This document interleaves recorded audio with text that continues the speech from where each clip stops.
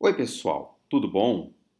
Estamos aqui então em continuidade com as nossas discussões sobre gestão escolar, agora entrando no nosso tópico 3. No nosso tópico 3, nós vamos entender as relações entre União, estados e municípios na gestão educacional que tem implicações diretas na prática pedagógica. Para isso, nós vamos discutir alguns elementos da legislação que são fundamentais para entender o trabalho do gestor. A Constituição Federal de 1988, a Lei de Diretrizes e Bases, o Plano Nacional de Educação e uma notícia e um elemento extremamente atual, que é hoje a aprovação de uma proposta de emenda constitucional que se transformou em emenda constitucional número 26 de 2020, que trata do Fundeb. Então, eu vou falar sobre todos esses elementos na nossa discussão de hoje. Eu começo, então, discutindo a perspectiva de um sistema dos sistemas de ensino, níveis e modalidades de educação. Nós, primeiro, temos que discutir o que seria uma perspectiva de sistemas de ensino e de um sistema nacional de ensino. Será que existem diferenças? Existem proximidades? O que seria um sistema? Um sistema seria um conjunto de elementos ou partes relacionadas e coordenadas entre si, que constitui um todo.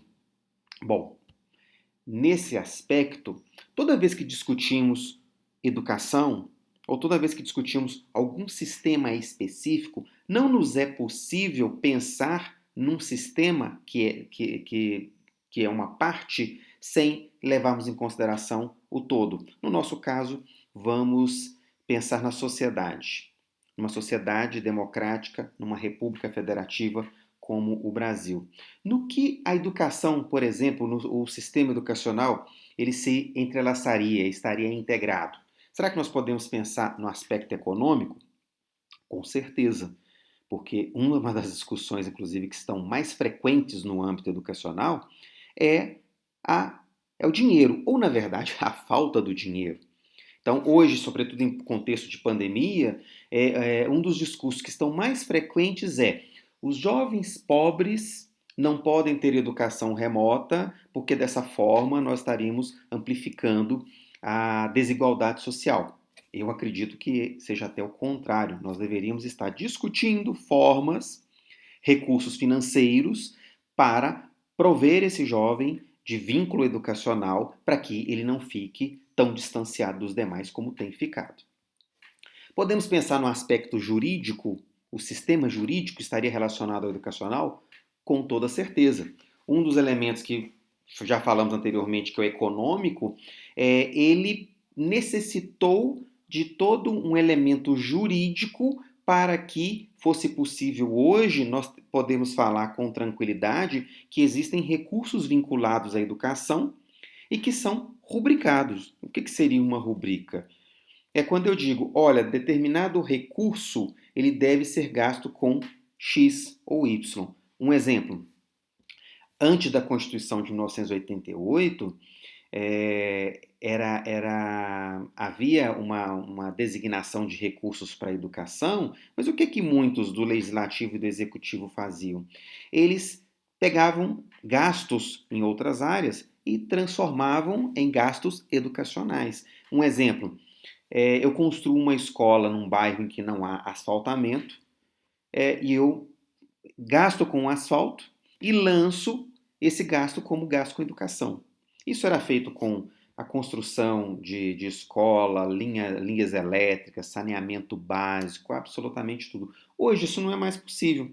Então, o regimento jurídico, o sistema jurídico, ele passa a organizar e definir que existem determinados elementos que fazem parte do contexto de gasto da educação, de organização da educação, como é, por exemplo, a gestão democrática. Isso está regulamentado por leis há uma necessidade de se implementar gestão democrática na educação pública brasileira. Agora, vocês podem até dizer que não existem regulamentação em todos os municípios ou estados, mas isso é uma discussão que nós faremos mais adiante. Um sistema político, por exemplo, nós podemos pensar que não é necessariamente a efemeridade, mas quando nós pensamos que há mudanças nos rumos das políticas ou dos grupos que estão no poder, isso tem implicação direta com o sistema educacional, porque se eu tenho um grupo mais progressista, ele vai pautar determinados elementos na educação que um grupo conservador, por exemplo, não vai pautar. Hoje nós temos aí grupos razoavelmente organizados que têm pautado questões como uma invenção que criaram de ideologia de gênero ou tentativa de proibir discussões sobre gênero. Isso está relacionado às mudanças políticas que temos enfrentado nos últimos anos. Percebe? Então, é sempre importante que levemos em consideração a articulação do sistema educacional com os demais sistemas para nós termos uma leitura mais complexa e completa sobre os desafios que são postos à educação pública brasileira na contemporaneidade. Bom, aí eu lanço uma pergunta. Será que existe um sistema nacional de educação no Brasil? O que eu vou falar agora, provavelmente, ou vocês já discutiram em política educacional, ou vão ainda discutir, mas é sempre bom dar uma reprise. Nós temos, pré-Constituição de 88, nós tínhamos dois sistemas: o sistema federal e os sistemas estaduais. Após a Constituição de 1988, nós temos a constituição de um terceiro, que são os sistemas municipais. Vai ser também importante nós entendermos aí quais são as atribuições de cada sistema, para nós entendermos como que isso se articula para políticas educacionais e como que se articula também para nós podermos pensar em propostas de desenvolvimento de trabalho de gestão no interior de uma escola ou de um sistema. Agora, quando eu penso num sistema nacional, o pressuposto é que esse sistema ele articule os demais sistemas. Então, esse sistema ele articule União, estados e municípios, com políticas comuns a todos os sistemas. Vou dar um exemplo de uma política comum. O piso nacional do magistério é um grande exemplo. Antes da lei do piso, era possível afirmar que cada município e cada estado pagava o que bem entendia ao docente. A lei do piso nacional, ela não se constitui num sistema nacional de educação, mas ela tenta criar elementos de articulação para a constituição desse sistema, porque aí ela estabelece normas que vão servir a todos os sistemas, ok? Um outro exemplo de um elemento que pode ajudar na articulação de um sistema nacional de educação: política de formação de professores. Existe hoje uma política nacional de formação de professores? Não. Nós temos programas de governo, nós já discutimos isso em um outro momento. O que seria uma política de governo e uma política de Estado? Nós temos programas de governo, eu trabalhei muitos anos num programa que era o Sistema Universidade Aberta do Brasil, que tinha como pauta a formação inicial e continuada de professores para atender as lacunas de formação em todo o Brasil. Mas isso não é uma política de Estado para a formação de professores, porque eu precisaria primeiro ter isso inscrito numa legislação para que eu não ficasse à mercê dos políticos que estão no poder naquele momento. Ingresso à universidade pública. Existe uma política nacional de ingresso? Bom, até o momento, existe. Apesar de que as projeções têm indicado que o ano que vem o Enem será o maior promotor de desigualdades, porque nós estamos com jovens das camadas populares praticamente sem aula e das camadas médias que estão com outros tipos de articulações educacionais. Mas nós temos, por meio do Enem, o SISU, que garante o ingresso à universidade e que se vincula a uma perspectiva de sistema nacional de educação. Então, controle e organização dos diferentes níveis de ensino. Isso existe hoje? Até determinados pontos, sim, mas ainda não completamente organizado. O que faltaria, então, para a Constituição do Sistema Nacional de Educação? Olha, a Constituição Federal de 1988, ela estabelece a necessidade de uma lei complementar para criar um Sistema Nacional de Educação. Porque a ideia do Sistema Nacional de Educação é fazer com que União, Estados, Distrito Federal e município, eles trabalhem de forma colaborativa, com um apoio maior e uma centralidade maior dada pela União, sobretudo no que diz respeito à legislação, acompanhamento e financiamento. E à União caberia a coordenação de uma política nacional de educação. Isso é o que está, por exemplo, hoje no artigo 8º da Lei de Diretrizes e Bases. Então, essa é responsabilidade da União coordenar essa política e articular os diferentes níveis e sistemas. E ela vai exercer uma função normativa, redistributiva e supletiva.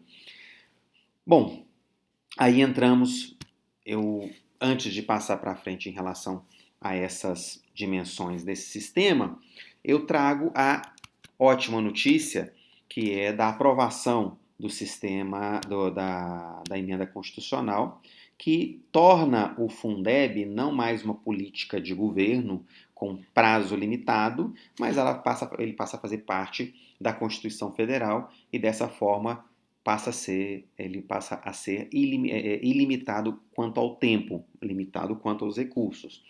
Mas o Fundeb ele é uma tentativa de constituição de uma política nacional de apoio a estados e municípios, na medida em que a União constitui um fundo nacional de recursos oriundos de impostos, de diferentes tipos de impostos, e a União ela apoia financeiramente estados e municípios para que se possa complementar aquilo que falta em termos de recursos financeiros a esses entes federados. Até então, a União entrava com 10% de complementação. Em tese, os outros 90% estavam sob responsabilidade de estados e municípios. O Fundeb que é aprovado, foi interessante, foi uma articulação nacional de diferentes frentes e foi uma aprovação quase absoluta, tanto na Câmara dos Deputados quanto no Senado. Ele passa agora ele sobe de 10% para 23% com subidas graduais ao longo dos próximos anos, subidas percentuais ao longo dos próximos anos. E houve um outro elemento que tentou se retirar dessa legislação, que era o CAC, que é o custo aluno qualidade. O que é um custo aluno qualidade? É uma determinação de quanto se deve gastar, no mínimo, com cada aluno de uma rede municipal, estadual ou federal. Por que esse elemento era tão importante? Porque ele permitiria uma perspectiva maior de redistribuição, sobretudo para os municípios que precisam de mais. Então, hoje nós estamos aí, salvo engano, com perto de R$4.000 um custo aluno ano. Então, só para vocês terem uma ideia, o custo aluno de um estudante universitário de uma universidade federal gira em torno de R$20.000.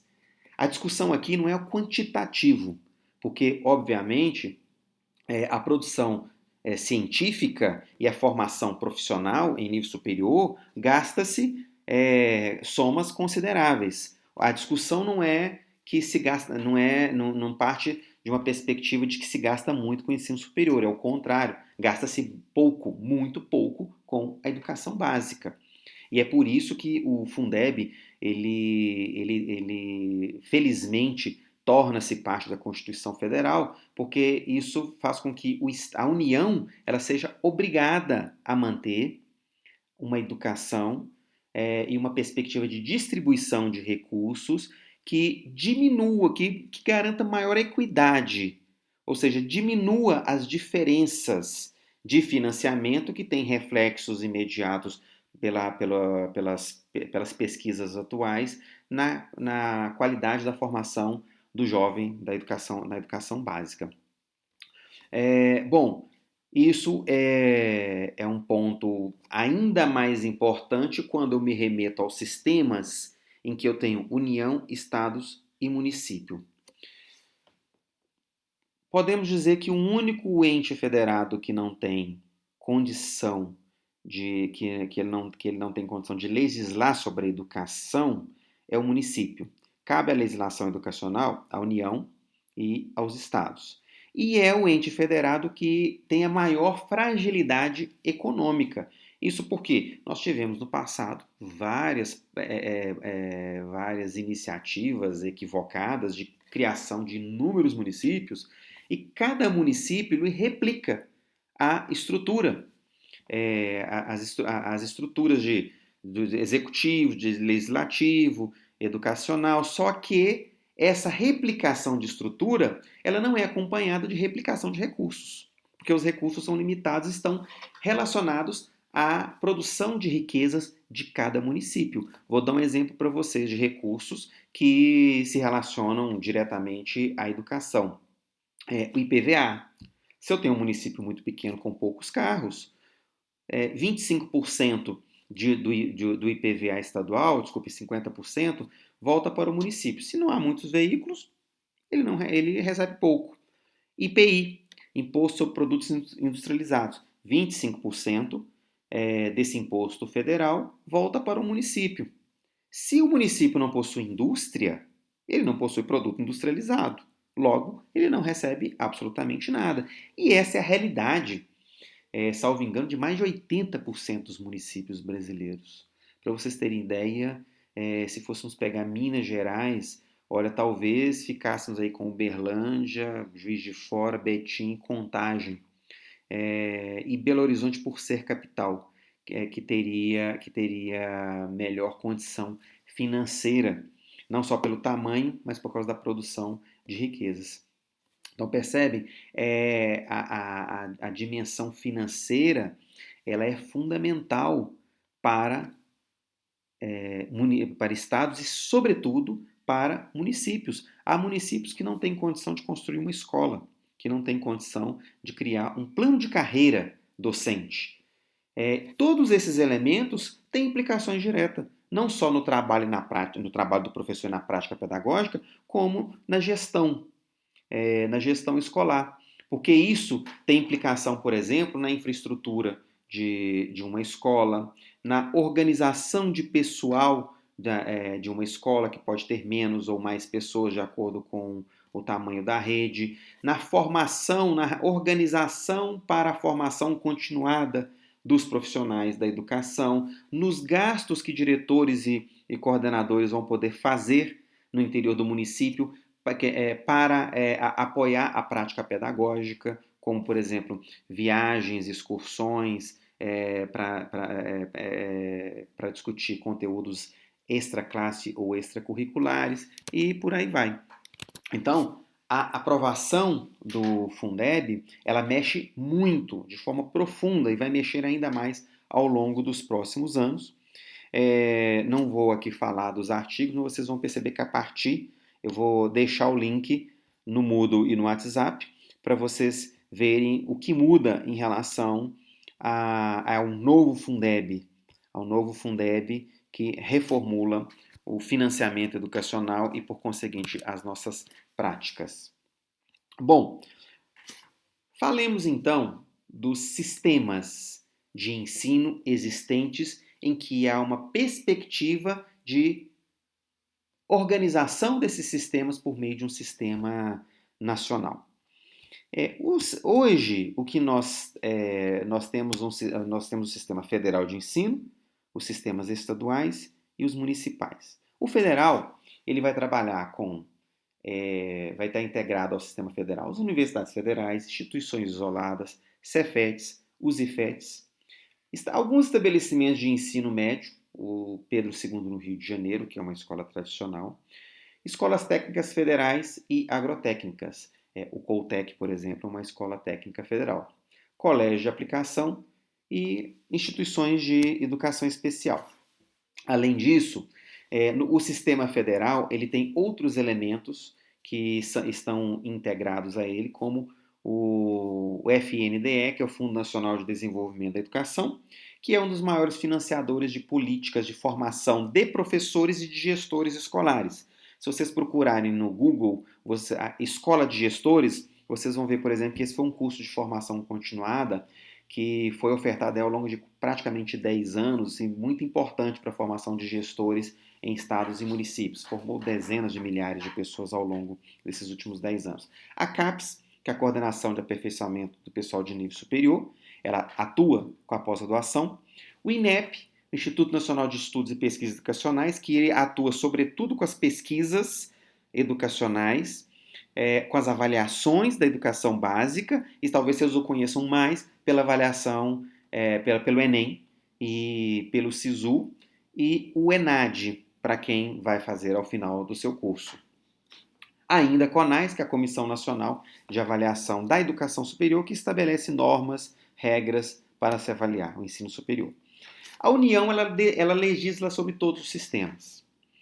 E esses sistemas, dentre esses sistemas, o Estado tem capacidade de legislar também, mas em conformidade com a legislação superior que é da União. E o município não tem capacidade de criar legislação, ele tem capacidade de fiscalizar. Ele pode fiscalizar as escolas privadas do município, ou como agora a gente está vendo na pandemia, ele tem capacidade de estabelecer decretos que podem proibir ou não a abertura de escolas em períodos de excepcionalidade, como o atual. Temos o sistema estadual de educação, como eu falei, legisla concorrentemente à União, e o sistema estadual de educação ele vai atuar sobretudo no ensino médio e ele vai atuar também com ensino superior. Vocês devem conhecer a Universidade do Estado de Minas Gerais, a UENG e a Unimontes. Em São Paulo temos a USP e a Unicamp, são instituições de ensino superior estaduais. Em tese, um Estado só poderia financiar o ensino superior se ele tivesse atendido plenamente a educação, ensino médio. Tudo bem? E chegamos, por fim, ao sistema municipal de ensino. A Constituição Federal, como eu disse, é a primeira que reconhece essa dimensão administrativa educacional do município. E o município, ao meu ver, é aquele onde se recai a maior responsabilidade e a maior quantidade de alunos e, por conseguinte, de professores. Porque ao município recai a responsabilidade da educação infantil e da educação do ensino fundamental.